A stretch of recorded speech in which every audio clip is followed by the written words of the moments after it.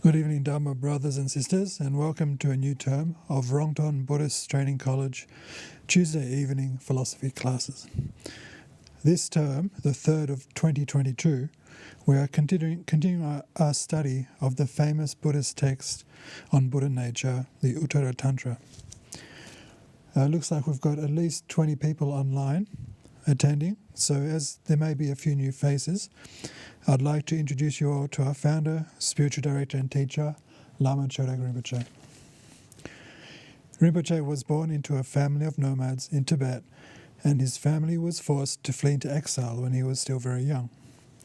He studied and practiced as a monk under some of Tibetan Buddhism's most eminent masters in India and Nepal, which culminated in him completing a 3.5-year solitary meditation retreat, earning him the title Lama. He later went on to earn the title Rinpoche, meaning High Lama, in recognition of his translation work and expertise in transmitting traditional Buddhist teachings to contemporary audiences such as ourselves. So just before we get started, I'd like to acknowledge our generous benefactors who have made possible these teachings free of charge, as well as our technical support crew and our hard-working committee members. So on that note, I'll hand you all over to Rinpoche. Thank you.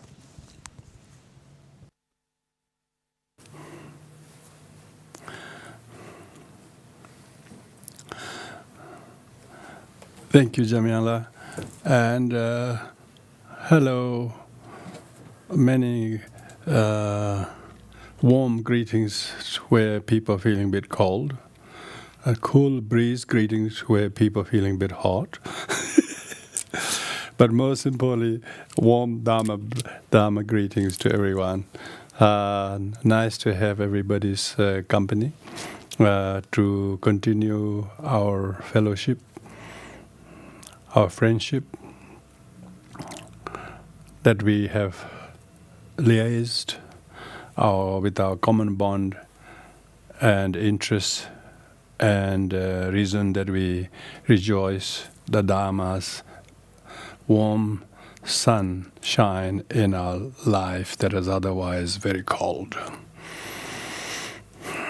So, as usual, we will do the refuge and for immeasurable prayers. As we do the refuge, particularly we acknowledge the Buddha, the fully enlightened one, whose turning of the wheel of Dharma anniversary only happened a few hours ago. Some parts of the world celebrating still. It is not just on one day Buddha taught. It has never stopped ever since he taught. The wheel is continuously turning, and hopefully we are in the vehicle in which is not circling at the same place as samsara does, but it's transporting us from dry, arid place to a lush, green, nice places, devoid of poor me, but rejoicing the Dharma. However many things we lack, we are never poor when we have Dharma.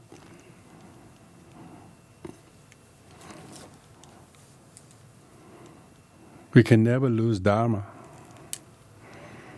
When everything is losable, it's even better we lose them when we have Dharma.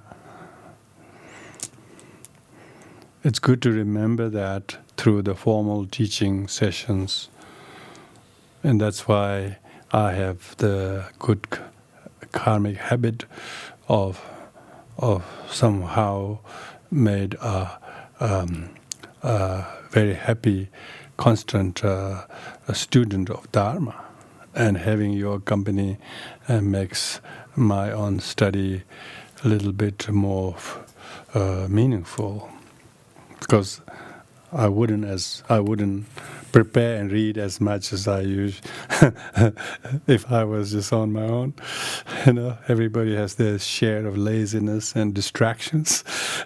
But when I'm when I'm studying with you,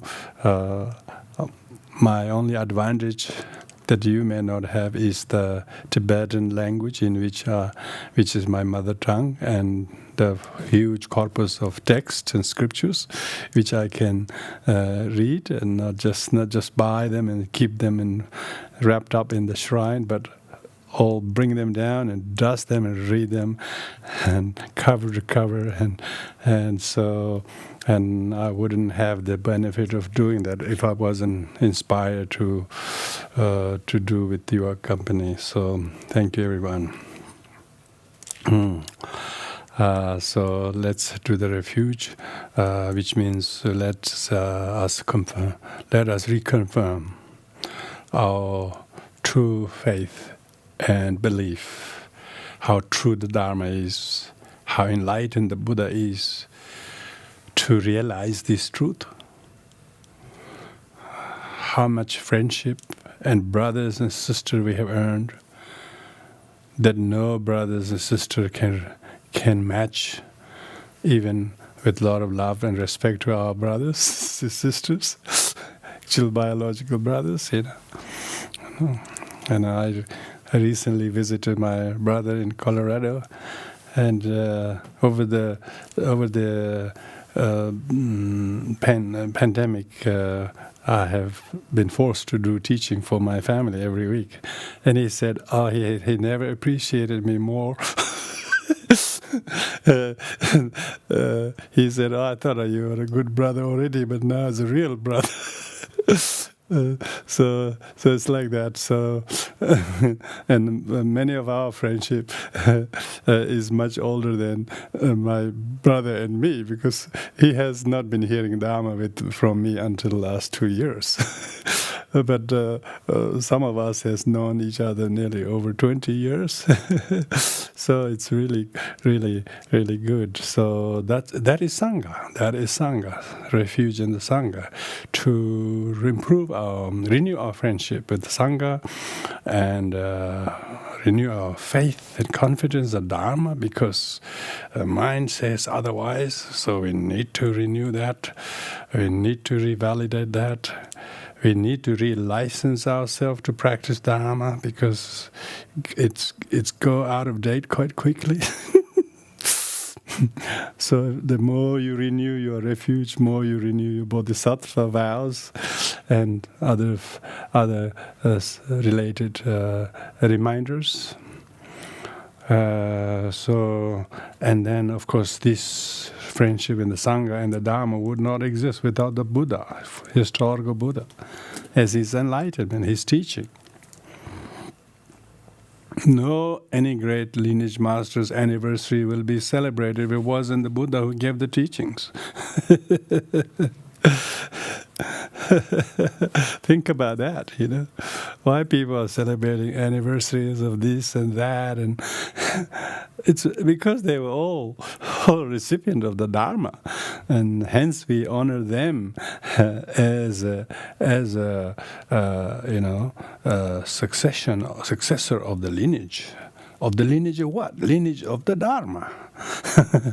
So Buddha's turning of the wheel of Dharma did not occur, then his birth wouldn't be celebrated. His enlightenment wouldn't be celebrated. His passing away wouldn't be celebrated.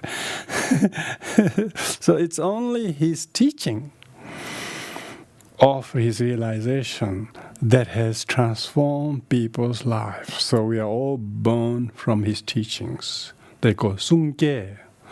Sungke means born from speech. Listening to the Dharma, we are transformed. We have been grown and transformed and realized by listening. Thus I have heard. Amazing, yeah? They heard it. So much truth in it, they never believed that the ears can be that useful. And they changed their life for the better ever since. Thus I've heard. So, with this in mind, we'll renew our refuge, renew our bodhicitta, and all the practice of the paramitas, and relative and ultimate bodhicitta. Oyenda Buddha Dhamma Asanga Refuge Altruism Vajra Ayevendala Acharya Buddha Vajra and the Buddha Dhamma Asanga Refuge Altruism Vajra Ayevendala Acharya Buddha Vajra and the Buddha Dhamma Asanga Refuge Altruism Vajra Ayevendala Acharya Buddha Vajra. The four immeasurables.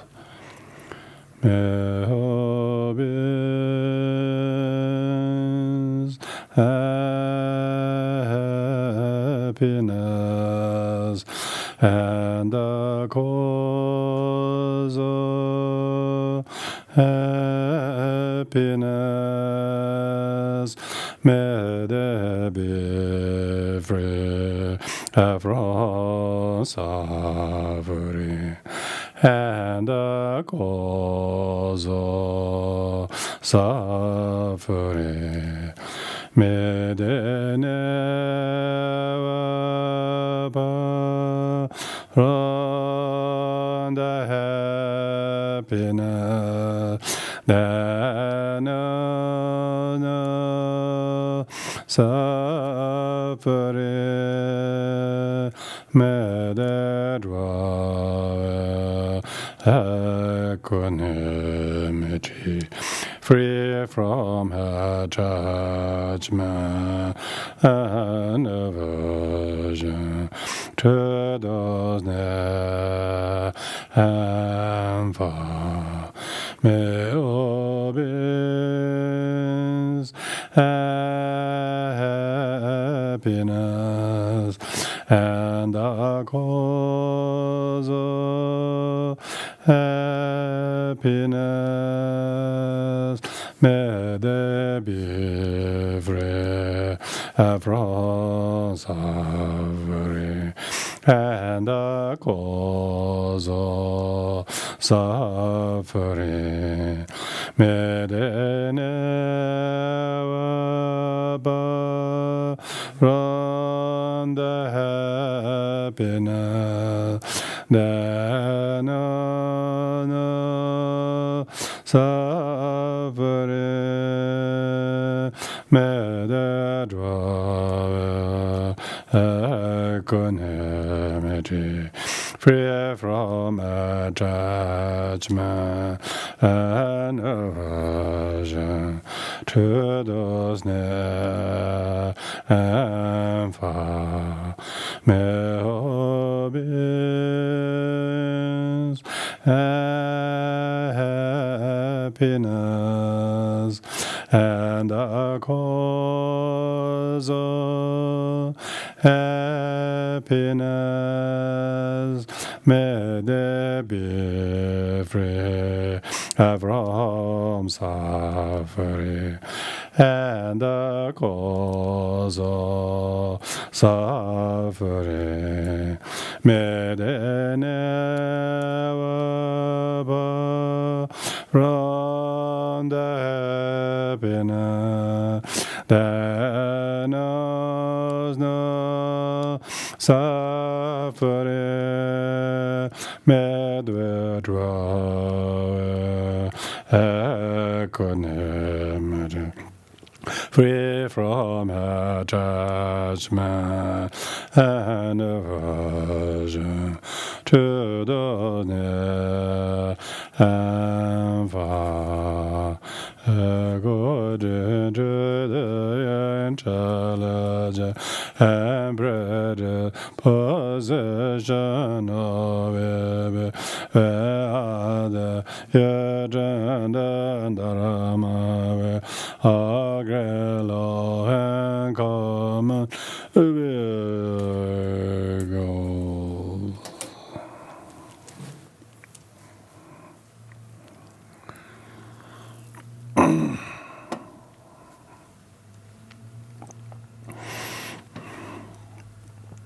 So this subject we are studying is a famous Mahayana Buddhist scripture called Uttaratantra Shastra, which I have subtitled this teaching as 7 Vajra points, because Uttaratantra means the supreme continuum. Supreme continuum is basically refers to your innate goodness, which we call Buddha nature in Mahayana Buddhism. But the innate goodness is supreme, and it is good that doesn't need to be imported or exported. It needs to be revealed. It is treasure that is hidden under your house that you need to be revealed. So therefore, the Buddha nature is the basic goodness that lie in every sentient being, mostly dormant and not quite active mode because of their karma and life. Majority of sentient beings are not aware of their innate goodness. Instead, they are taught to look the goodness out there as a creator, as a theistic being who will save and guard and protect. This kind of theistic religious dogma has been much in prevalence for far too long. And young Prince Siddhartha, the Gautama, after his enlightenment, came to realize his own innate goodness, Buddha nature, and he revealed that himself, realized that. So hence the topic of this text isn't just the title of this text, but whole Buddhism is about how to realize your innate goodness. And if you realize your innate goodness, you will see the innate goodness in everyone. Because everyone is your reflection. When you are covered in your temporal obscurations, you will project them on everyone. But when you are witnessing your own humility and gratitude and respect and acceptance and devotion and kindness, you will see all of that in everyone. It's amazing. It's not just innate goodness in us, but innate goodness in all. It's universal. So that's why it's Uttara. Uttara means peerless, supreme. In Tibetan, we call Lama. The word Lama means Uttara. Lama is not a person, thank goodness. Lama is someone who has revealed his innate goodness. So you shouldn't think Lama is just a Tibetan or one with a robe or one who's shaven or one who has title. That's not. That's just a convention. But real lamas are every one of us. We are all lamas. We're all 4-legged lamas. We have to make them 2-legged lamas.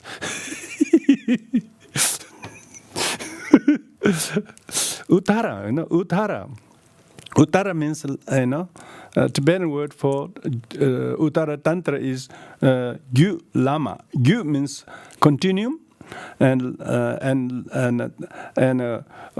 Uttara means Lama, Tantra means you Lama. In Tibetan we have Tantra Uttara. It's translated other way around because Tibetan tend to put the adjective before So anyway, you Lama is not a sort of adjective, but so we call the supreme continuum. The continuum is your mind, your luminous mind. Your mind is this continuum, but it is supreme because it is not it doesn't age. So don't age. Don't age with your body, okay? Don't age with your hotel, okay?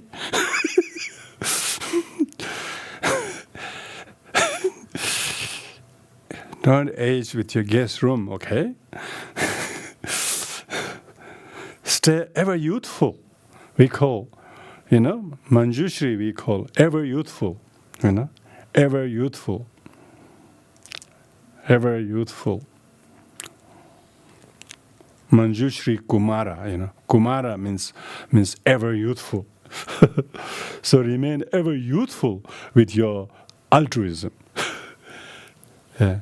When you have altruism, you never age. Your generosity wouldn't age. Your kindness wouldn't age. Your body will age because that's just a hotel. That's a shoes, So don't suffer with the aging shoes. Order new shoes.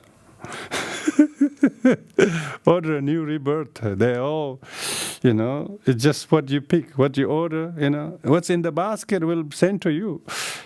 Put in the basket. What did you put in the basket? Another precious human rebirth?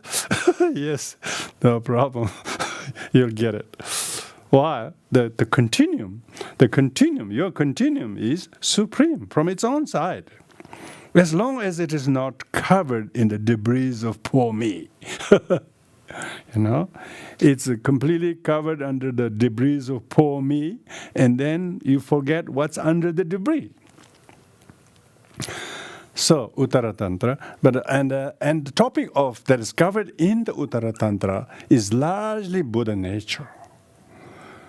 So subject is Buddha nature, but it has 7 parts, 7 Vajras, and we have covered the first 5 Vajra points so far. First Vajra is Buddha, second is Dharma, third is Sangha, fourth is Buddha nature, Buddha nature, and fifth one we covered was enlightenment. Now today we're going to cover. Tonight we start 6th Vajra points, the qualities of that supreme continuum, if you are able to unleash it, awaken it. So of course here the subject is the qualities of the enlightened one. And enlightenment. So hope all of you got the handout. Have you got it? Have you got it there? Good. Thank you for Kath for sending it out, because she one time said I should send, but I don't know how to send because I haven't got everybody's email address. So anyway, so she managed to send out to everyone, even though she's interstate or wherever. I said I will send you by Monday, so you can't say it's the wrong time or something. Usually I send it to her in late afternoon Tuesday, so that means wherever she is would be not working, so it'd be too late. So I send it Monday, and then she managed to send it to you. So that means we are going to cover the 6th Vajra point. 6th Vajra point is the qualities of Vajra point, meaning that Vajra means they are adamantine points. They are so important points that you need to know to understand what constitutes the innate goodness. So here we are talking about the enlightened ones who have succeeded to realize the Buddha nature by cultivating the Buddha nature. And then cultivating the Buddha nature by taking refuge in the Buddha, the Dharma, the Sangha, one realizes the Buddha nature. And when one realizes the Buddha nature, one gains enlightenment. So that's the first 5 points. 6 points is so. So then what are the qualities? So we're going to go over the 6 Vajra point qualities, starting on verse number 241. So it says, the ultimate kaya for oneself and others are dependent on relative kayas. So this means we will cover tonight what are the qualities of enlightenment. And so this has 2. Firstly, briefly talking about the support of the kaya. For support of enlightened qualities, what are the support?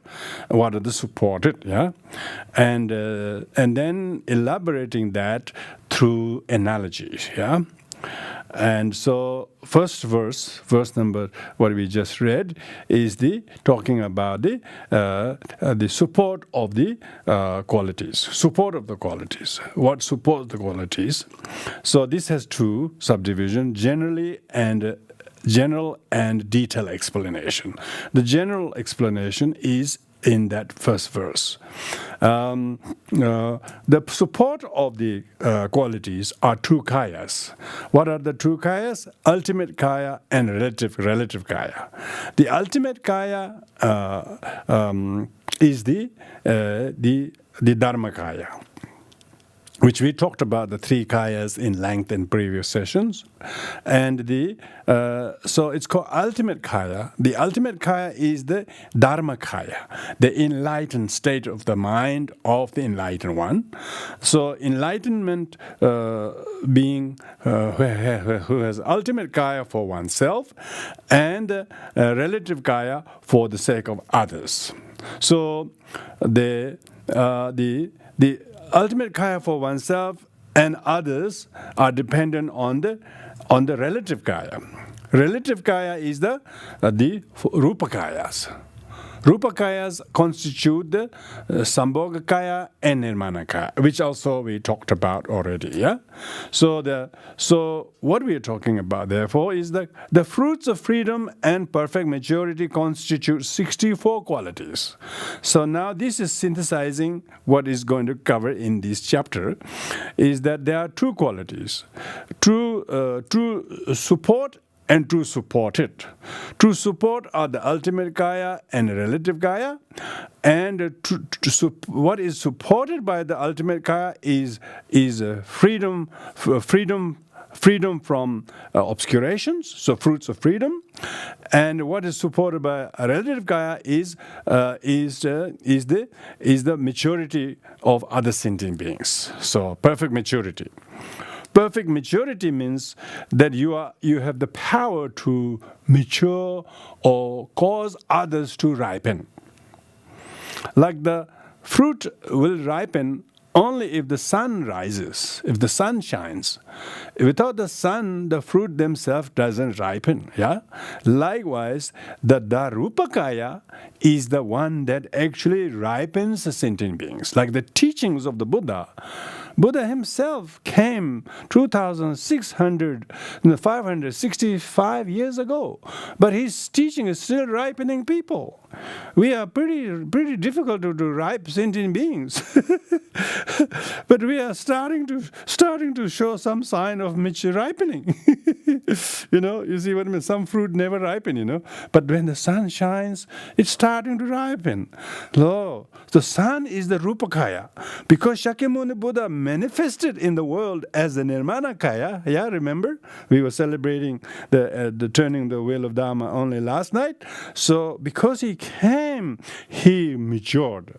So that's why the fruits of freedom is the Talwe Yonten in Tibetan. Talwe Yonten means freedom from all the faults and obscurations. So one who has faults and who is not yet free from faults could not ripen others. Could not ripen others.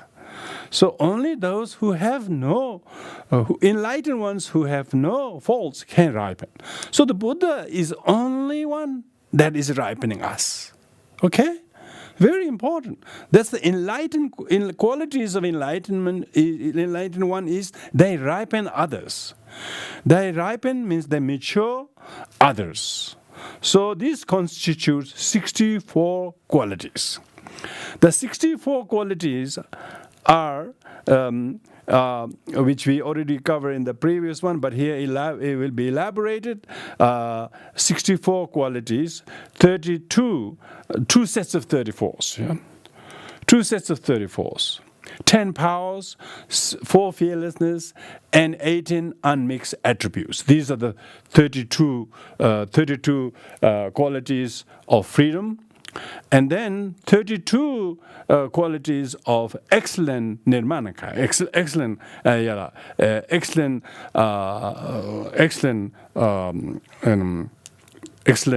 marks of the enlightened one. These are that which mature sentient beings. So those 64, which will be elaborated below. Below means when you're reading. Below doesn't mean below otherwise. Means hereafter. Hereafter it will be elaborated. The 32 excellent marks of the Buddha ripened us. Okay? He can only ripen us with the 32 marks of enlightenment because he has 32 freedoms, constituting 10 powers, 4 fearlessness, 18 unmixed attributes. That makes, 10 plus 4, 4 plus 18, 14 plus 18 is 32, okay? So you got to now, when you learn Buddhism, you have lots of these many 4s, these many 5s, 10s, 4s, 8. You got to remember them. Whatever subject you study is like that, isn't it? It's amazing. The list of things you got to remember. And they are not random, by the way. They're amazing. They're enlighteningly and arranged in the sequence they are. So the 32 freedoms of self-liberation can ripen others through the 32 maturing qualities. You can measure others because you have yourself the 32 freedoms. When you have 32 freedoms, then you can emanate the 32 excellent qualities that of the Shakyamuni Buddha.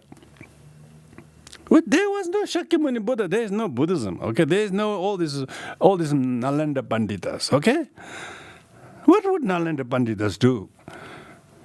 They're just eating rice bubbles.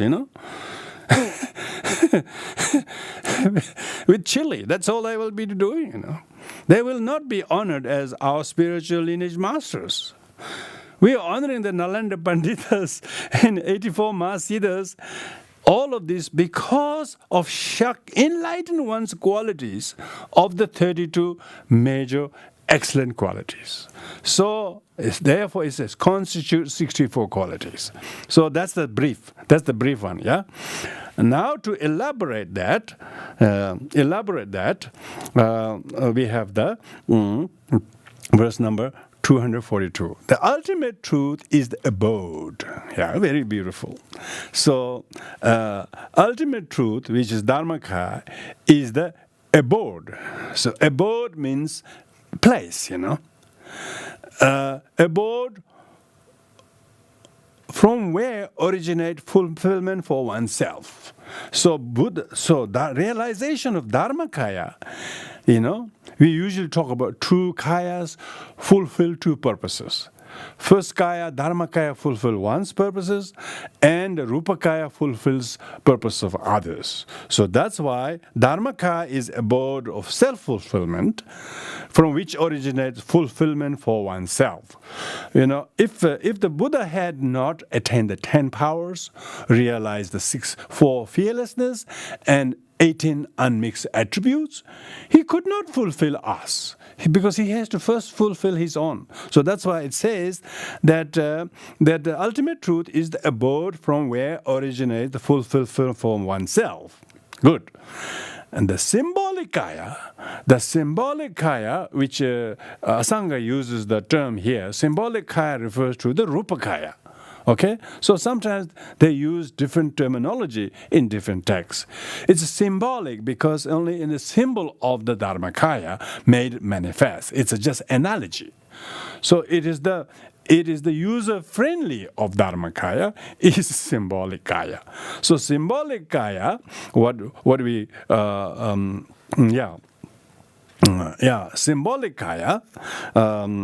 symbolic kaya, of the great sages. Great sages refers to the Buddha, the enlightened one. This is not the great sages who are sitting in the cave and suffering and barely can even walk. These are not sages. They're struggling ascetics. They're ascetics. They're trying. They're just trying. Haven't scored much point yet. They try to score a try, but they haven't quite done yet. They're throwing after the balls, but didn't quite make it. This sage doesn't mean those with the long hairs and beard and 16 years in caves. Very good, very admirable. But these are not one who has accomplished the qualities of enlightenment. So we are not denigrating those sages, those ascetics, but one who is fully enlightened is the sage here it's referring to.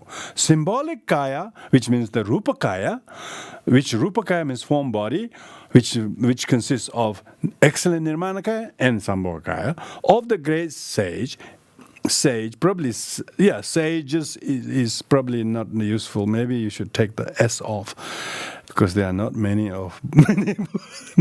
Buddhas. So sage, I would rather remove the S there, sage, is the abode where benevolent perfection for others are realized. Yep. So this is the what was the benevolent perfection? That is maturation of have the power to mature others. Why you and I are influenced by Dharma? Because of the Buddhas having achieved the Rupakaya and manifested in the excellent Nirmanakaya in the form of the historical Gautama Buddha, who later became fully enlightened one. Our source of inspiration, our source of little bit of unfolding and growth that you are experiencing is because of the qualities of the Buddha's attainment of this enlightenment. Because of that, we are being ripened. So that's why people take their shoes off, bow down before the Buddha. Not because the statue is beautiful or because it's made out of jade or gold. Come on, don't worship materials. Don't worship stones. Don't worship idols. Think of the qualities of the Buddha, what these symbolic statues represent, okay? So never mind the art being small. It's just an ordinary kind of a fiberglass statue or wooden statue. But still you bow down for what it represents.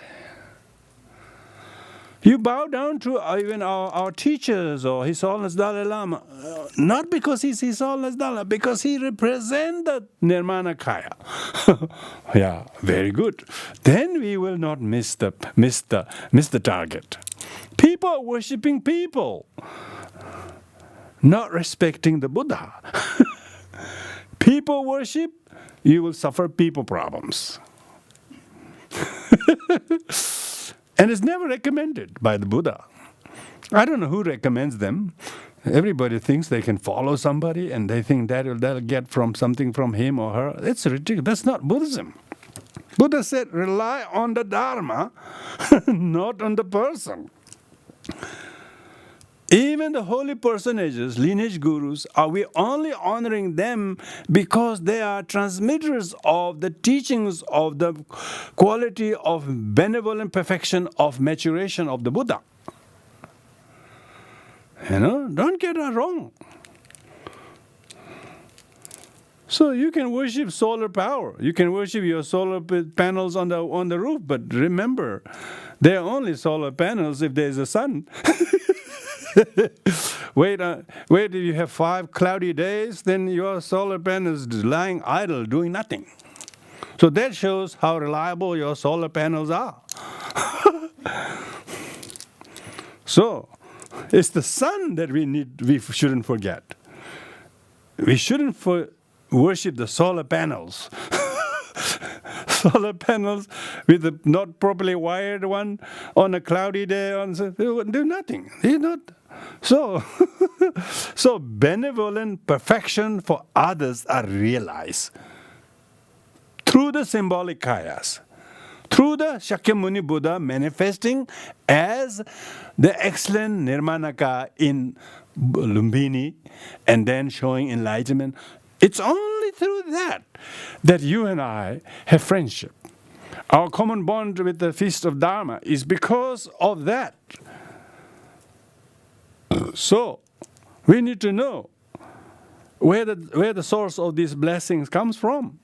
That's why they say qualities of Buddhas are inconceivable, quality of Dharma is inconceivable, quality of Sangha is inconceivable. What is inconceivable of the Sangha and the Dharma? Because there was a Buddha. But there was no Buddha, there was no Dharma, there is no Sangha. So without the Buddha, there is no Dharma, no Sangha. Books are not Dharma, they're scriptures, they're text.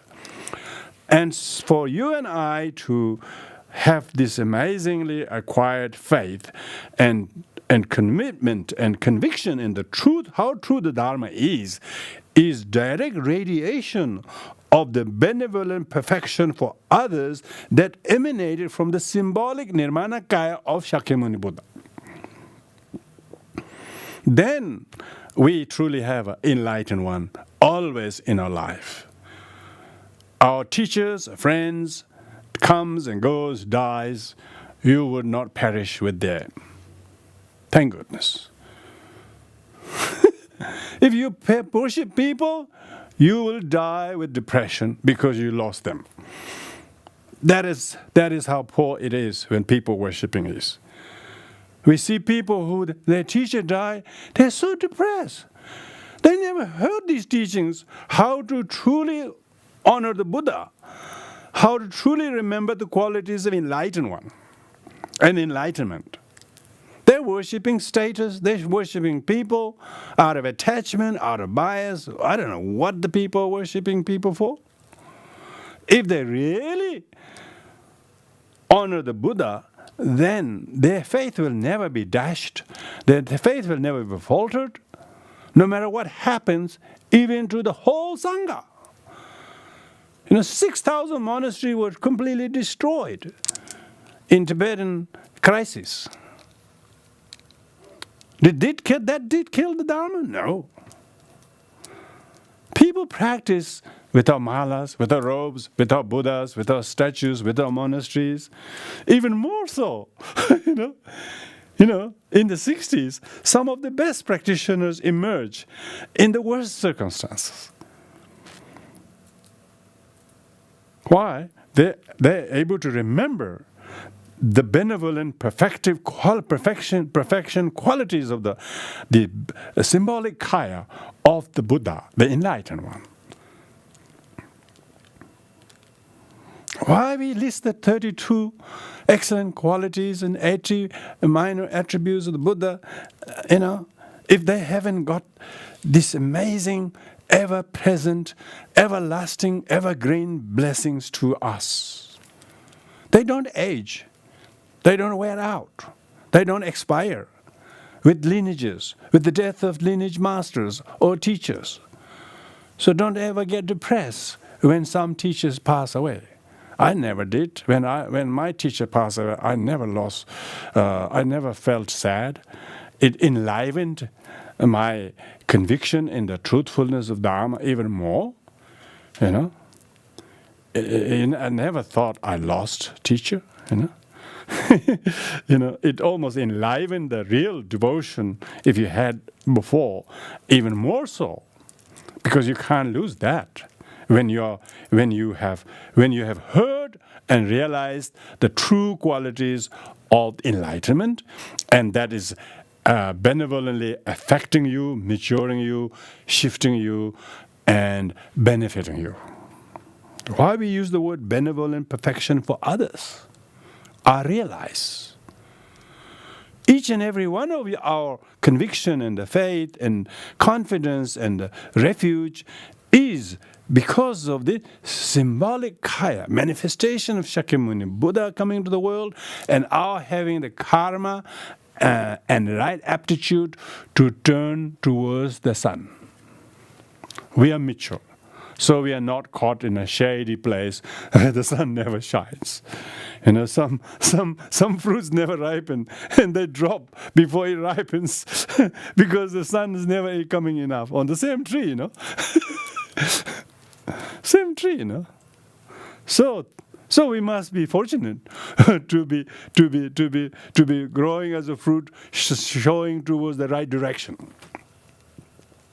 So that is the explanation. That's the little bit explanation on that topic. Now the second point is using the analogy. Using analogy to elaborate that. This also has two parts. Using the analogy has a brief, and then the detail, then specifically detailing that.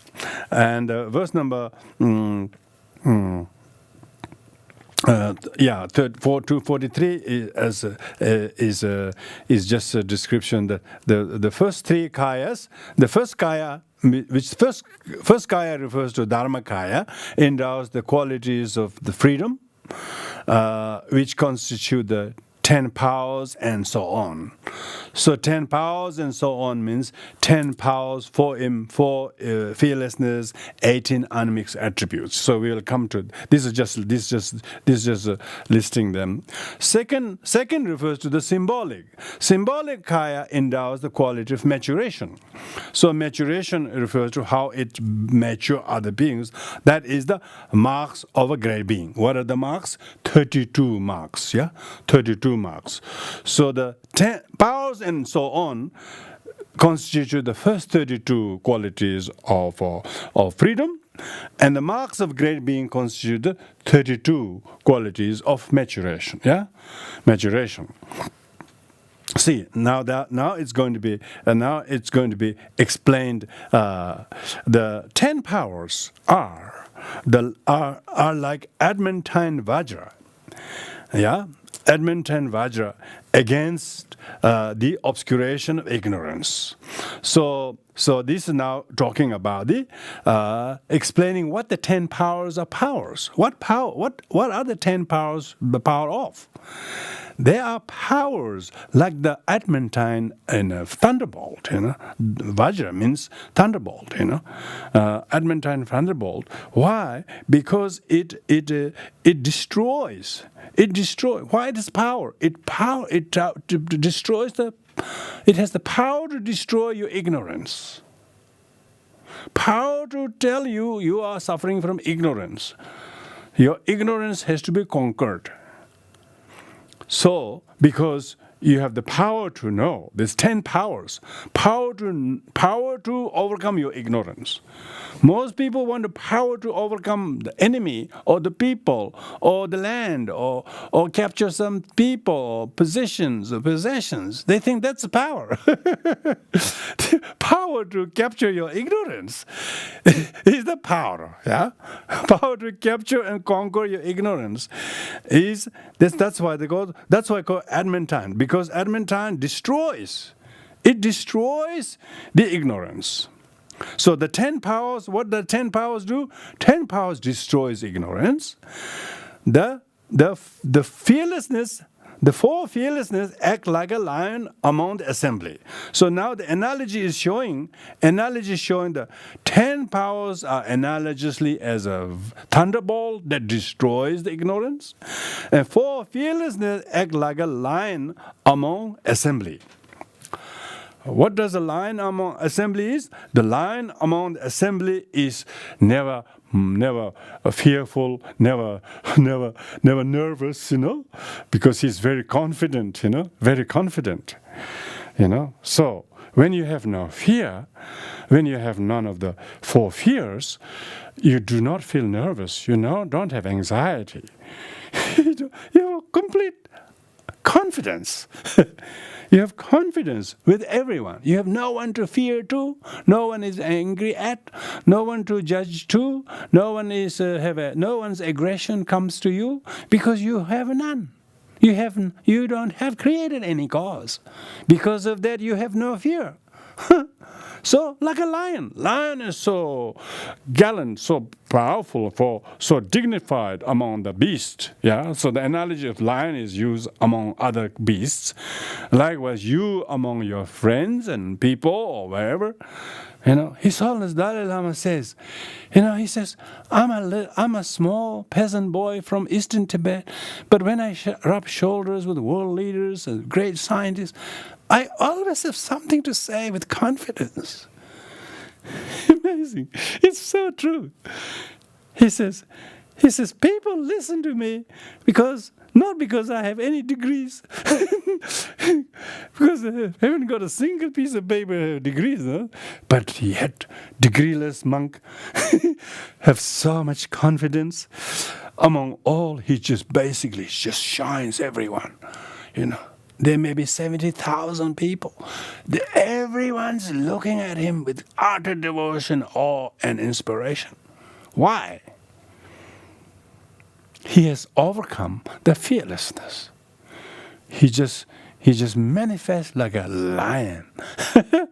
Now, when you have the enlightened qualities for fearlessness, you will starting to, even on your path leading to the small different levels, you will slowly have this nervousness, anxiety, fear, and uncertainty, and all this just quashed. For fearlessness, act like a lion among assembly. The 18 unmixed features of the Tathagatas are like the space. Wow. So, the Vajra, lion, and space, respectively, are analogies of the 10 powers for fearlessness and 18 unmixed features of the Tathagatas. That takes the 32 qualities of freedom. This is how Uttaratantra Shastra explains the text. It shows a little bit, it elaborates, it uses an analogy, and it elaborates even more. The two facets of sages' teaching are like the moon and the water. So, meaning the Buddha's teaching is like the two facets of the Buddha's teachings are basically referring to Nirmanakaya and Sambhogakaya, because he manifests so that you and I can see, so that bodhisattvas dwelling on the 10th bhumi can see the Sambhogakayas, you and I can relate to the historical Nirmanakaya. Two facets refers to the two Rupakayas. Two Rupakayas. What are the two Rupakayas? Sambhogakaya and Nirmanakaya, which we covered already in great depth in the previous term. Two facets of the sage's teaching, because two kayas are teaching. In Mahayana, the two kayas are the teachings. That's why when we have Buddha images, because we forget the teachings, we are made the teachings manifest in artistically. The statues are great illustration. They say one picture, tells thousands, what do you call? 1,000 words or something, So Rupakaya teaches. Two facets of the sage's teaching, the statues are teachings. Why people go to Buddha images and come home happy? Why people feel like going to see the Buddha, giant Buddha image? It is somewhat radiating the messages of serenity, contentment, stillness, and simplicity. Even when we meditate, they say you should sit and meditate on form of Buddha in front of you so that you can. Yeah, you can. Like the moon and the water. Yeah. What is the moon? What is the water? The moon in the water is not in the moon, not in the water. But yet you can see. You can see the moon in the water. Even water you can see, but there is no real water if it's not supported by the earth under it. That would be good. That would be good if the water that is not supported by any container, water that is not contained by river basin, you could see a river without river basin. No, you cannot see a moon in the water without a moon, without the water. So Rupakaya and then Nirmanakaya, Nirmanakaya and Sambhogakaya are analogously moon and water. Why? Because moon and water, when you tell people, look at the moon in the water, they can say, oh yes, there's a moon in the water. But of course, there's no moon in the water. But yet, through the analogy of the moon, through the reflection of the moon in the water, they are able to look at the real moon in the sky. So, through the analogy of symbolic kayas, they're able to mature themselves, how to transform their physical habits, verbal habits, to themselves acquire the 32 major marks. And that's the revelation. The moon in the water reveals the moon. Not because there's moon in the water, but it reveals, but the very reflection of the moon in the water teaches them the moon is not in the water. Likewise, all things that you see are not in the object. They're just a reflection of your neurotic mind, if it is neurotic. Deluded sentient beings have lots of moons in the water. And they really dive in the water to save the moon. Of course, there's no moon in the water.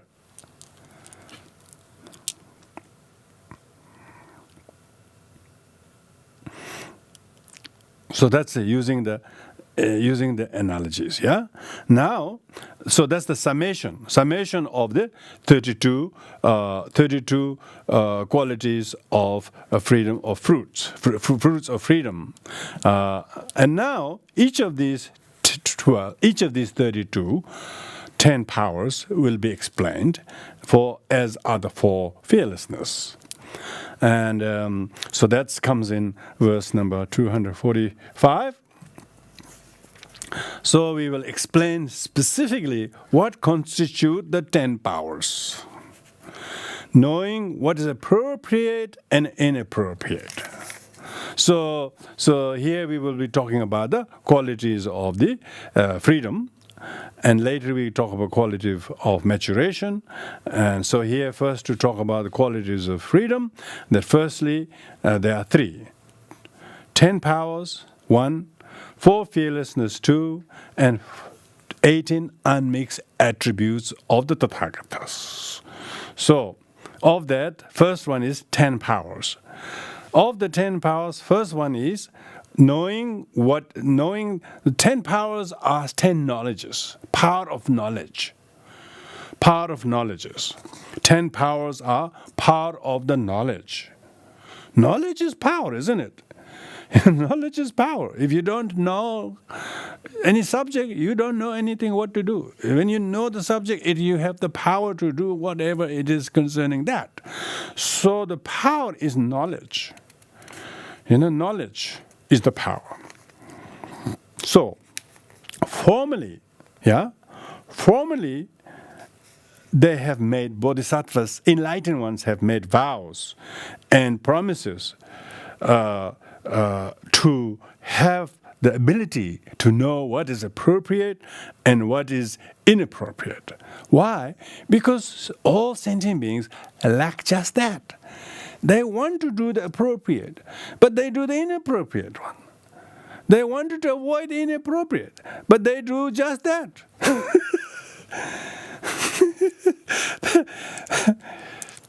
Sometimes on the road it says wrong way. Then you realize you're on the wrong way. But often there's no mark saying you're wrong, you're traveling wrong way. Because there's nobody telling them that they're doing inappropriately.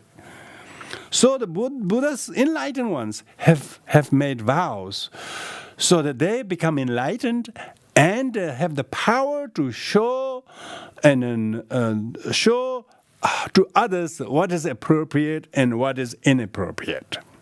So that's why we ask advice from others, yeah?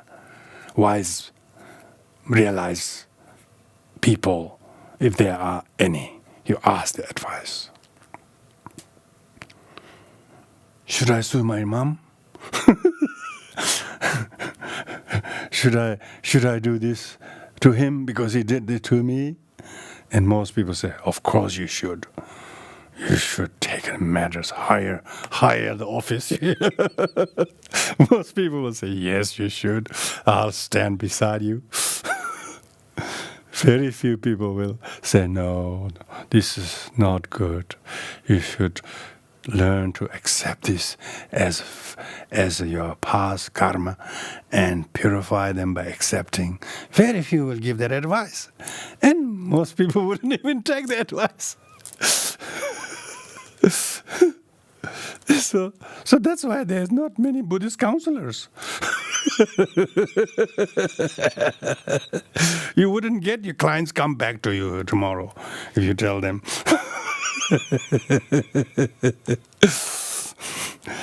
I haven't seen many people saying they're Buddhist counselors. They're just happy to say counselors. Because they think it's too ideal to be Buddhist counselor. You won't get any clients returning to you again. Because you have to tell them what hurts their ego. You have to tell them the truth, and nobody wants to listen to the real truth. They want to listen to the adversarial kind of advice. Do this to them, you'll get this, but in the end, you got nothing. You lost everything. This is inappropriate, and inappropriate. They have no power to give the appropriate answer because they don't know it. They have this wrong view. If you did this, you will get that, but in the end, nobody got anything. I'm elaborating here just for the sake of our understanding. Knowing what is appropriate and inappropriate, enlightened one knows.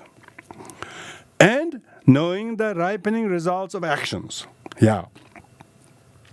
This is very good. If you are experiencing some terrible difficulties, one who is slightly enlightened or fully enlightened, they accept them with great humility. Why? They know it's a result of what exact action they themselves have committed somewhere in the particular past situations. They don't even have to remember. They can tell. They can tell that it's a result of exactly the identical cause you created. Amazing.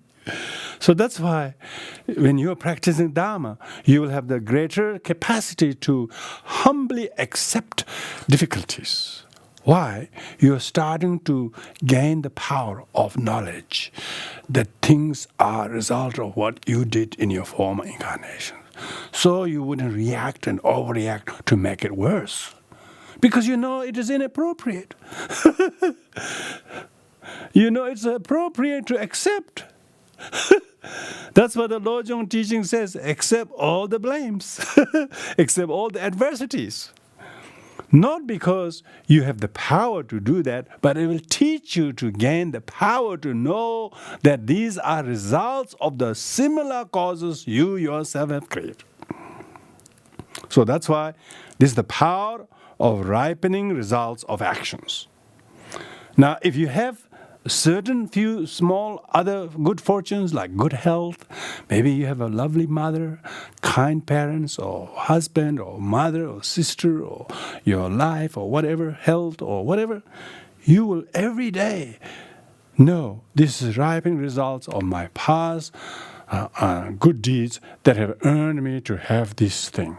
So you will rejoice every day. You will just sit there, rejoice the precious human rebirth. You will rejoice the fact that you have freedom to practice Dharma. You rejoice. Why? You have the power of knowing the ripening actions of your good karma. Amazing. It doesn't mean you have to have tragedy and you suffer. Even if it's tragedy, it's not tragedy. It's a blessing in disguise. When you have Dharma, when you have power of the Dharma up your sleeves, it's not fully enlightened yet, but, you can almost tell it's really happening. You're no longer complaining as much as you used to. Problems are there, but you're not complaining. You're grinning. You're grinning that you're not complaining. It's very good. Why? Because you have the power to know. This is just us as a practitioner, okay? Buddha has complained. Every time somebody comes to Buddha with lots of these stories, Buddha smiled because he know the exact actions, which are the cause, which brought the results. And sometimes he wouldn't tell straight away because person may be offended, and he used small analogies and parables to help them to understand it. Amazing, make them understand, like Kisakotami, He didn't tell her that you lost your child because whatever. He just said, find out if you can find us master seeds from home, where death has not occurred, we can revive your child. Amazing assignment. Buddha knew how to make her ripen. Some inexperienced teacher would say, everybody lose the child. Come on, don't be so silly. Get out of my sight. Some people will say that. Come on, I've seen many people who have lost their young child. You're not alone. Come on, give me a break. Go and bury your child. Don't waste my time. People will say that. But Buddha did not. Because he has the knowledge, power of knowledge, what will ripen her, what small exercise he will make her to do will ripen her. Yeah. Ripening the results, knowing the ripening result of action, and knowing the faculties. The faculty means the kind of energy that each individual has. So you have to be harmoniously facilitate and delegate something that will go according to the person's faculty, capacity. Some people are very, very sharp. Some people are very diligent. Others are sharp but not diligent, not consistent, easily inspired but run out of steam. How do you work with these people? How do you work with the exactly opposite? So, the enlightened one has the knowledge, power of reading the faculties of Shariputra or Moggallanaputra or whichever the disciples are. He could tell their faculties.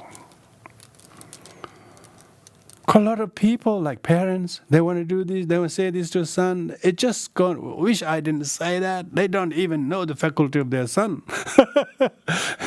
They say the wrong things, and it takes years to repair, if at all. But Buddha, enlightened one, has the power of knowing the mentality. Faculty means mentality. Okay, mentality. Faculties and elements. Yeah. Elements refer to the person's kind of depending to the person's set of situations, because he is able to concordantly facilitate something that suit their temperament. Yeah. The elements refers to the temperament. You are able to work with each temperament accordingly. An enlightened one has the ability to facilitate, tailor the temperament things. He knows the temperament of others, and he knows what to say, when not to say, what to say, where, and so on, because he knows the temperament of sentient beings. And interest, fifth one, and interest.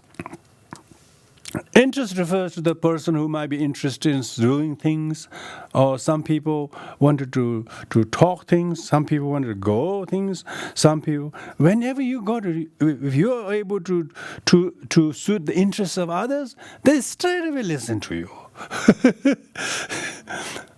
If you don't do something interesting to them, they won't listen to you. You can't influence them, you can't ripen them, because you are not able to walk at least a couple of miles with them, for them. Then you may be able to influence them. When Kisa Gotami asked Buddha to revive her child, Buddha said yes. Why? Because she believed. She believed. She had the interest to revive her daughter. Buddha didn't say, no, I can't revive. Buddha was going to revive the daughter in herself. Because he said, yes, we will revive your daughter as long as we can find the medicine. And he says, okay, what is the medicine? We find mustard seeds from where our family has never lost anyone.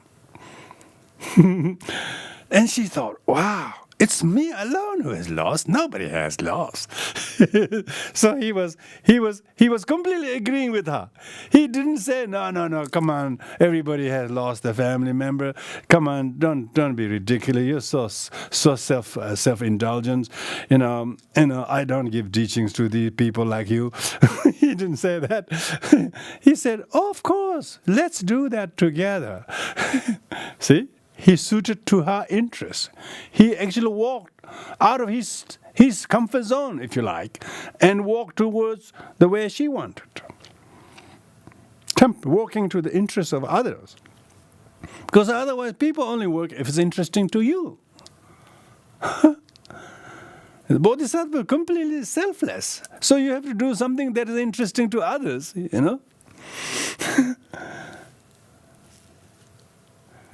People say, I'm not interested. I don't want to go there. I'm not interested. As a bodhisattva, even you do that. You say, oh, this is selfishness coming. I'm meant to work for the sake of others' interests. Let me walk at least half a mile with them, and maybe this will develop my friendship with them. So bodhisattva have to give up their self-interest and work with the interests of the other. Yeah? So Buddha had the power of the knowledge to read the interests of others and not to shun and reject them, but try to do just that according to their interests in order to mature them, ripen them. The pervasive path, and meditative concentration, and so on. That's the sixth one. This is referred to, pervasive path means the path is Theravada or Mahayana or whatever the path, whether Sravakayana or Pratyekabuddhayana or Bodhisattvayana, all this path that is suited to different sentient beings, like following the 37 factors of enlightenment.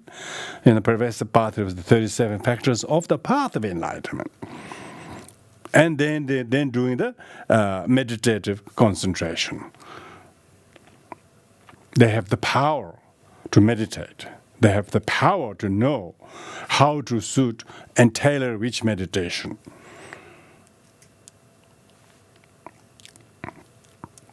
That's the first 6. And then 7th one, 246, knowing when it is afflicted or not afflicted.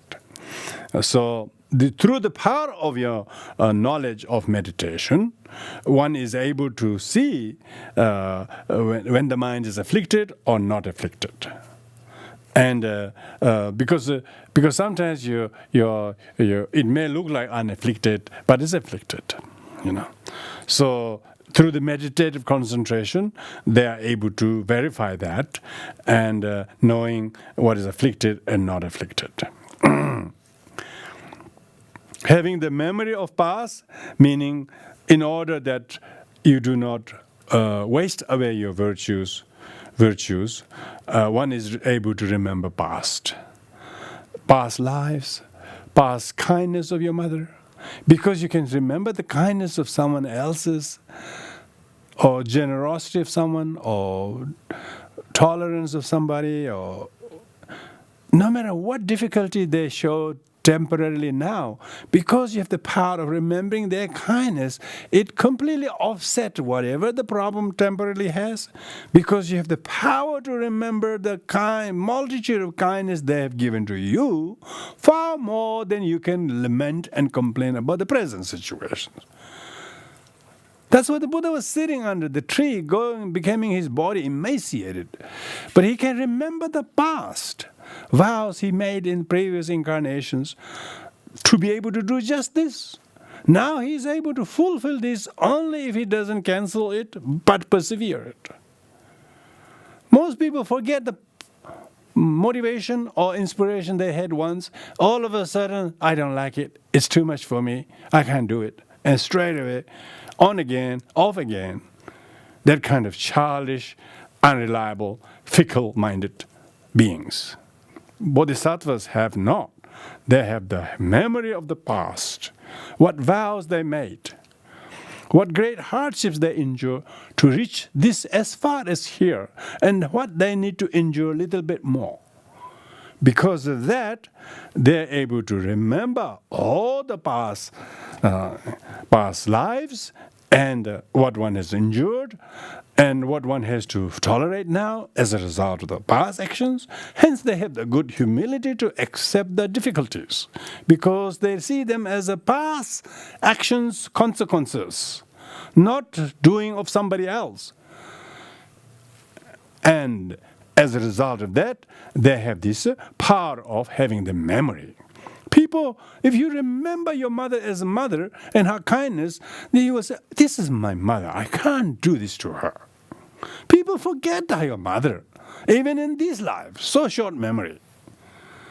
Bodhisattvas have the quality of remembering not only this life's mother, but previous life's mother, mother of the previous to life, previous to previous, as many thousands of lives before. He could remember 500 past lives. And to see the goodness and kindness of all the things they have given to us, we have made vows, then these temporal situations is easy to tolerate. This is the power of the knowledge, of the memory of the past. This is not to say, oh, I can remember your past, you're terrible, you are this, you are that. That's not for the sake of knowing that. That's not the point of knowing people's past, you know. Some people think they are some kind of medium and telling you what is, you will be. What's the point of you telling these things? I wish nobody told this. Why you wanted to bother somebody's past when they can barely handle this one? So, not that kind of power of knowledge. Knowledge of remembering past. And hence, the amazing skill not to waste this virtuous life. And the divine insight. The divine insight is the ninth one. Because divine insight is seeing what is more benevolent to think of others and future and mind stream rather than self, now, and the body. So you're able to dedicate your effort for the sake of sentient beings. With the divine eye means it has the amazing sight that can farsightedly see the benefit it has to others. And because of that, one knows one will die, one have to die, one has to leave everything behind. So one sees how futile it is to do this, when one is going to drop dead and will have nothing. So what's the point of me doing all of this when I'm going to dead and transfer from this and leave this body, leave this house, leave this thing? And because of that, you rather give things, do things now for the sake of that. And as a result, you have the far-sighted view. People think they will live forever and they can keep and guard and hoard as they're going to benefit more for the benefit they never had by hoarding this many years in the next 10 years from the benefit they didn't have in the past 20 years of hoarding.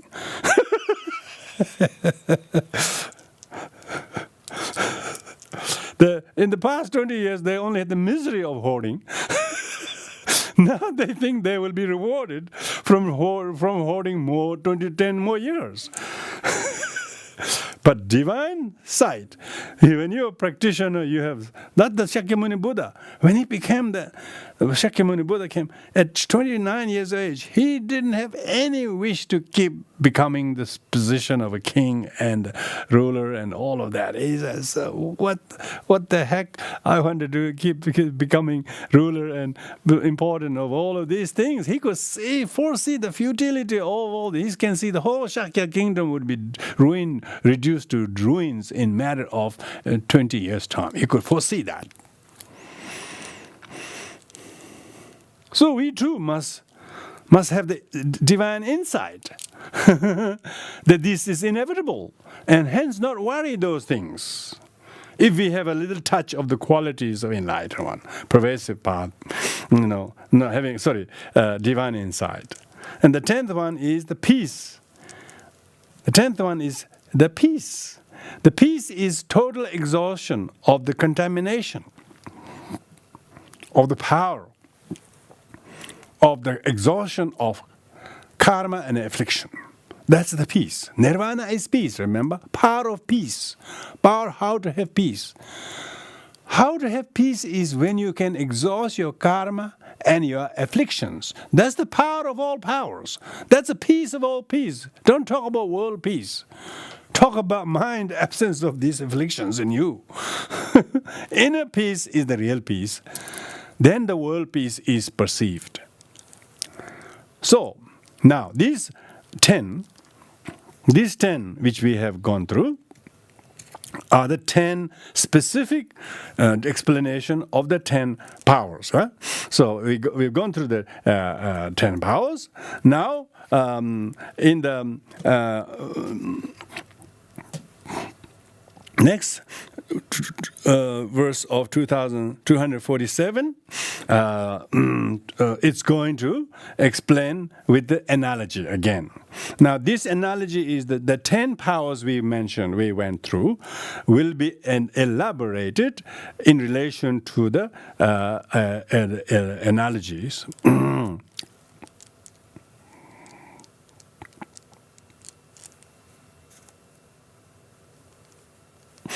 Knowing when it is afflicted, so we have finished that verse 2246. Now, the knowledge of what is appropriate, inappropriate, the results of actions, the faculties, various interests of beings, purifying the affliction of collection of sense faculties. This first six, the first six powers which we have gone through symbolizes the, it says towards the end of this, these are like adamantine Vajra. The adamantine Vajra, what does the adamantine Vajra does? Adamantine Vajra destroys and penetrates the armor of ignorance. You are otherwise armored by ignorance, and now that very armor of ignorance is penetrated by this penetrative Vajra, adamantine as a weapon. So these first six powers destroys the ignorance. Okay, so the analogy for the first six powers,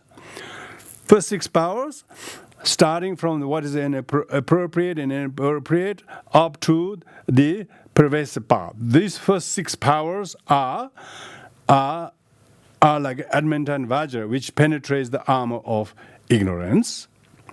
And then the middle three powers, the 7, 8, and 9. 7, 8 is 9. 7 is when it is afflicted or not afflicted, and having memory of the past, divine insight. These three middle 10 powers, and middle power, 7, 8, and 9 powers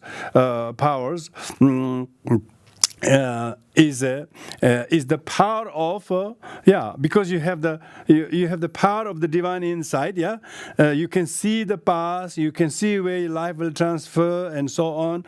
Because of that, you will fell the trees. So this is fell the trees or demolish the unshakable walls. So fells the trees and demolish the unshakable walls. So these three middle powers, the powers of 7, 8, and 9, fells the trees of wrong conceptions. Yeah, trees of the wrong conceptions. Trees of the wrong conceptions, because wrong conception grows. Yeah, wrong conception grows like a tree. So it uproots all the wrong conception, and deep meditative concentration demolishes the walls that keeps the trees growing. People put walls around trees so the trees is allowed to grow, yeah? So to flourish the trees. So here both tree is felled as well as the wall is demolished by these 7, 8, and 9 powers. So these are talking about the analogies of the 10 powers. The last one, 10th power, the peace, is the laying them in utter ruin. Yeah, it's totally destroys. Yeah, so you have completely destroys them, and you ruin them. You ruin all the antithesis of the 10 powers, and they are unhindered. They could not be hindered. They could not be hindered. So that's why it says the knowledges of what is appropriate and inappropriate, the results, the faculties, various interests of beings, purified afflictions of a collection of sense organs, and having the memory pass, that's the first 6. Then divine eye and exhaustion of contaminations, 7 and 8 and 9, and the exhaustion of contamination are the 10th. These are the old Edmonton Vajra, which penetrates the armor of ignorance. That goes with the first 6. Fells the trees and demolish unshakable. That's 7, 8, and 9, and laying them in utter ruin. So this is talking about the analogies and the function of the analogies of the 10 powers. Yeah. So that verse number 247. So that concludes the explanation, each explanation of 10 powers plus the analogies that are used to explain. Now comes the 4 fearlessnesses. 4 fearlessness has also the nature of each of the 4 fearlessness, and the function of them and the analogies. The analogies, remember? Remember the combined analogy of all the 10 powers was Vajra, remember? Vajra, and the combined analogy of the 4 fearlessness is lion. So that's why it's going to explain under those 3 verses. Those 3 verses we have. The first one is the nature of the 4 fearlessness. The 4 fearlessnesses are, the 248. 4 fearlessnesses are: 1, perfectly enlightening concerning all phenomena. So there isn't any kind of intimidation knowing I don't know this. I have no idea. There's no intimidation. There's no complete confidence. Perfectly enlightened concerning all phenomena, because Buddha is knower of all things. Yeah, putting an end to the hindrances, so that all the hindrances of desire, anger, and jealousy, arrogance, and wrong views, none of these things are current. They are completely dead. They are completely quashed and uprooted. Just as one promised to uproot them, just as one took notes to take the water antidotes to uproot them, now they have been completely quelled. So there is no fear. His Holiness Dalai Lama says, there is a time when everything becomes boundless objects of love. No one appears have an aggression towards you when you have put an end to your own inner hindrances. When you haven't put an end to the hindrances, then they manifest from people or places or things, and then you see all sorts of things. Because your fear is unovercome. You haven't overcome the fear. But when you have put an end to all the hindrances, then everything becomes boundless objects of love and gratitude and contentment and so on. Showing the path, yeah. For third, fearlessness is this: you're always able to teach to others, showing the path, so that others could be freed from those fears and intimidations. Teaching them that all things are not as they appear, they are impermanent, they do not truly exist. Because all those who fear, they think this truly existing object, a permanently existing object, they always have these wrong views. Now that because you have the right view, you can actually teach the right view. These are all right view classes. We're trying to have right view, have our head turned around and try to get the right view, try to get the right view. And Buddha has complete fearlessness, It's all it says, when the Dharma teachers, if it wasn't for the language, that is a big barrier from teaching Dharma. Otherwise, they're all equipped with utter confidence because they know how true and how reliable the Dharma is. If you remain true to the spirit and contents of Dharma, you can confidently and benefit others by showing the path. You just show and teach, explain the path. And because this will make them see where they're going, where they should not be going. You're not fearful. Whatever questions, whatever doubts they have, let them ask. Showing the path, starting with the first four foundation mindfulnesses, for right effort, and so on. All the 37 factors of the path, you will show it to them. Revealing the cessation, yeah. Then, of course, those who have received the showing of the path, they will experience cessation. They will not be complaining or whinging or pointing fingers anymore because they've done that too much fruitlessly. Now they have been shown how not to. Now they no longer as a voice so vocative, so vocal as they used to be.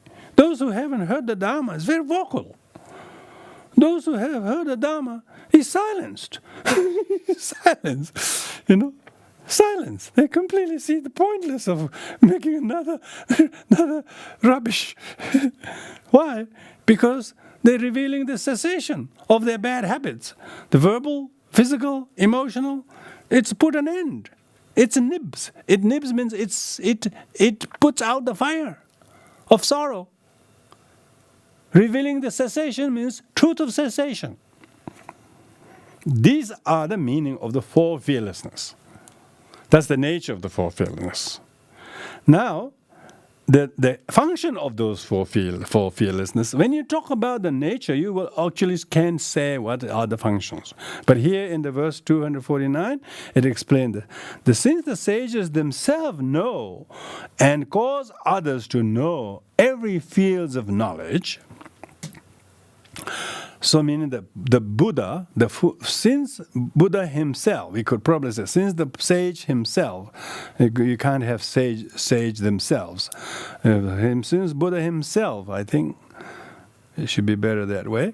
Since Buddha himself know and cause others to know every field of knowledge, Buddha taught all the subject, from the temporary worldly subjects, what we call mundane subject, to super mundane subject, the inner science of mind, all of that. Since not only he knew, but he made others to know the fields of study, having relinquished those things which must be relinquished himself, Buddha himself relinquished those he teach others to relinquish and cause others to relinquish by relying upon things.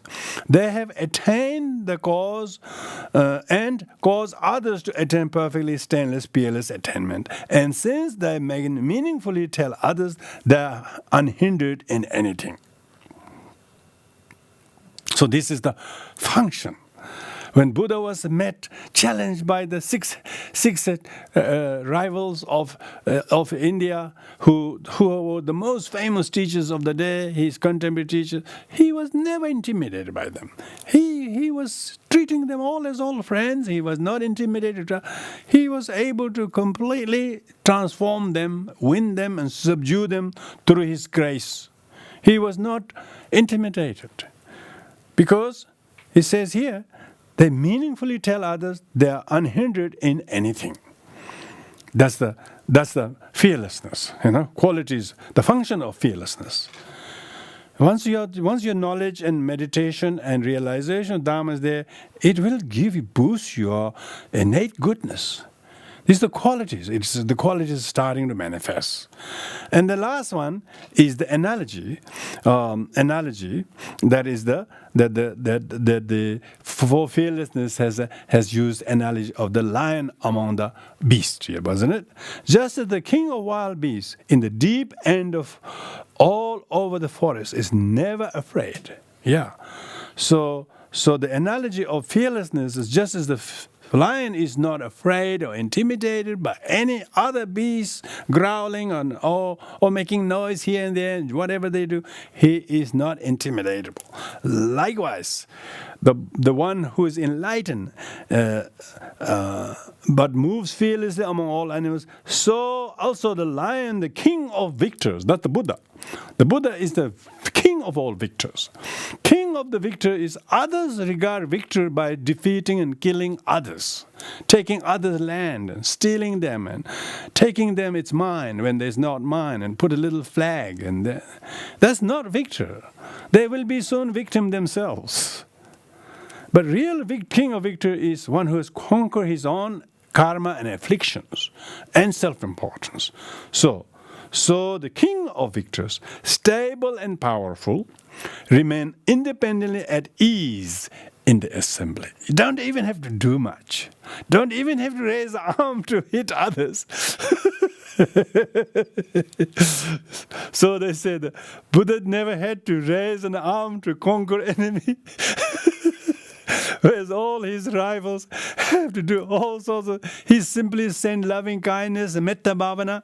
He sent really loving kindness. He conquered all. He never have to use all the weapons and the things that the demons had to use to try to use very hostile activities towards him. He was not. He was completely remaining stable and more powerful, and remain totally independent at ease. His ease is not going to be dependently loosed by people's aggression. You should have a peace that others' aggression doesn't rob it, but actually boost it. That's peace. That's why they go war and peace. When someone is making war on you, you should radiate loving kindness. You should develop patience and understand their neurosis, how they don't know what to do that is proper, how they don't know what is inappropriate to avoid. They don't know that. So you are radiating out of compassion and wisdom for what they don't know. Like Jesus Christ, he forgave those who crucified him, saying they knew not what they were doing. Exactly. Jesus wasn't far from being omniscient. Truly a bodhisattva to be able to do that. Buddhists, Mahayana Buddhists don't have difficulty in rejoicing the bodhisattvic selfless activities of Jesus Christ. Enlightenment doesn't have to be necessarily Buddhist. Probably better they are not. Better they give up such identity. Any identity is not Buddhist. It's identitylessness is the Buddhist. Identitylessness is the one who's the enlightened one. Not who grasping to I'm Buddhist and I realize first bhumi, and that sort of someone who has to tell I realize first bhumi. That's ridiculous. So that concludes the analogy of for fearlessness, like a lion, unintimidatable, because your meditation is very stable and powerful, so empowering. you are completely rely on your meditation. When the cow herders blew trumpets in Buddha's ears and put iron rod in his ears while meditating, it didn't restrict his meditation slightest. Why? Because he remained independently at ease, because he knows there's no sound, he knows there's no ear, So what does it matter if someone poking in his ears? Among all the beasts and among all the cow herders playing with him and disturbing him, it didn't do any harm. Likewise, we too should not complain about when our practice is developing and unfolding. I'm sure no matter what people do or things happen, you just grin and you don't need to say about anything. Does complaining solve the problem? No, it exacerbates the problem. But see of the emptiness, see their lack of inherent existence, see of their impermanence, see of the need of you having compassion to them, is going to empower you to have this such power of fearlessness. So, of course, that concludes the first two of the 10 powers and 4 fearlessness, together with their nature, the function, and analogy, respectively. So these are the subject of tonight, and from here onwards is all about qualities of enlightenment. So by listening to it, paying heed to it, we can rejoice, instill faith, confidence in the amazing rarity of the Buddha, the enlightened one. And one who rare is you don't have to have many. One Buddha is sufficient. And the quality of one Buddha's enlightenment, there's not many Buddhas. There's only one Buddha, Shakyamuni Buddha in this eon, and his era is still alive. Still, the duration of his era has not elapsed. All the eras has a formation era, duration era, and collapsing era. Collapsing era has not yet started. Some people think it has. The Tibetan calculation of the ages since Buddha came somehow is much more than Theravada. They think it's 4,200 plus years past already. In that case, we definitely is a collapsing era of the teachings. Some people say it's a degenerate era. But according to Theravada tradition, it's only 2,565 years since Buddha passed away. So we still have 2,400 and plus 65 years left. So 35 years left.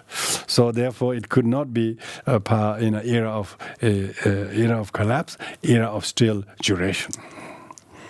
We wouldn't be here listening to Dharma if the era of collapse. People, they say Dharma books don't appear. Nobody teaches Dharma. Nobody have time for Dharma. People are too busy in their indulgence and the decadent worldly life, and still rarity of people practice Dharma is getting fewer and fewer. That shows there is the era of collapsing is on the horizon. So our time is limited. Our time is limited.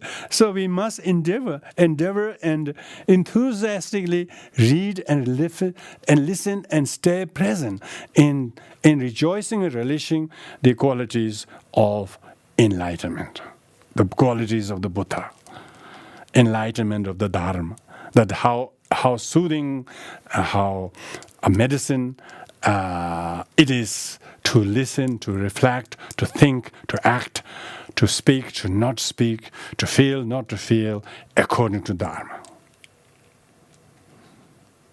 When you're able to do that, we have the benefit of not only listening to the qualities of the enlightenment, but we have the benefit of reflecting on the qualities of enlightenment. So the purpose of listening to this is so that we have this kind of body of material to reflect on reflect on the 10 powers of the Buddha. It's incredible. You meditate. You rejoice. Why the Dharma lineage has stretched over these last 2,000 so many years and reached in our lap and making us some amazing positive effect on us is incredible. It's inconceivable that we could be worthy of even receiving, let alone comprehending and believing in this teaching.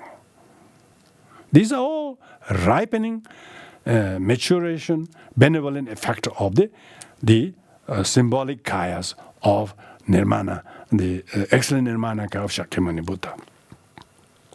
That's why we bow down to statues, remembering these qualities, not because statues is made out of jade or gold or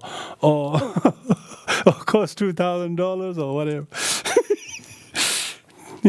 $70 statues sit in the yard. $2,000 Buddha statues put in there and bow down.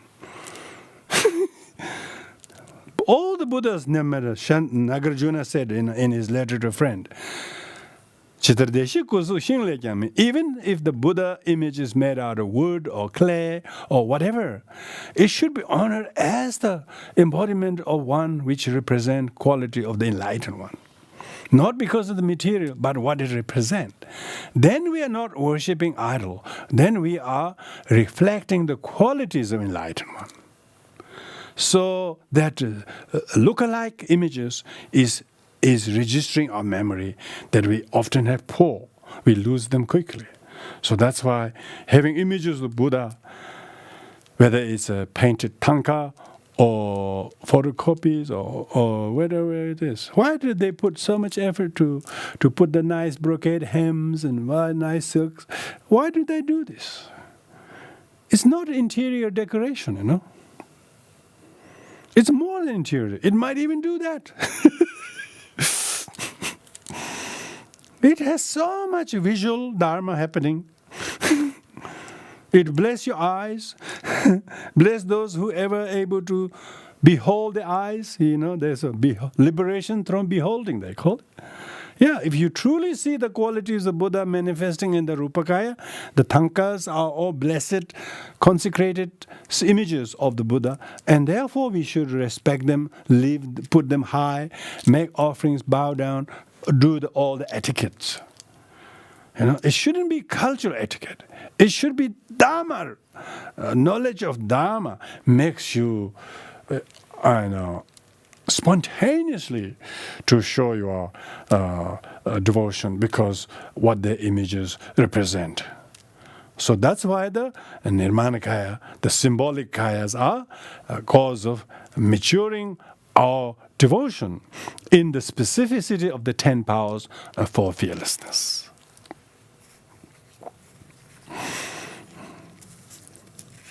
So with this, we'll conclude here, everyone. Thank you for your deep listening and attention. And the merit of the listening is not just for the duration of listening, but rather the subsequent ability to reflect and then switch our mind from darkness towards light, from selfishness towards selflessness, to the physicalness towards the mental well-being, from now to future. Then we have heeded to the teachings. We have no time to complain of anything. You have more time to compliment. Complain less, compliment more.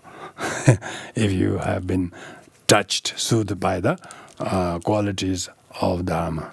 And so the merit of this, we will offer our prayers for the world, for people who are killed in tragic shooting and assassinations. You wouldn't believe. Poor Japanese Prime Minister got shot, surrounded by 18 bodyguards. What were they doing? Where were they? And many people also, innocent children, women, citizens, houses are bombed, killed in war, and all kinds of natural disasters. May all of their spirit and consciousness where they are, by hearing this dedication of merits, may the consciousness be lifted from the heavy spirit and find a way, show them the way to find a next good rebirth to meet the Holy Dharma. Om Badis Mere Me Varaga Da Deva Me Zenge Hom Neje Me Alebere Obis from the ocean of Bodhisattva Erenda Mahayana Jije Whatever Mere I have a girl, me hope because the levels of the Mahayana Jije courage manjujen yode asama the Vajra Jela following all the example I shall de mere me de hezele body jida tebe when I danza where has been bo me angry freely with the degeneration.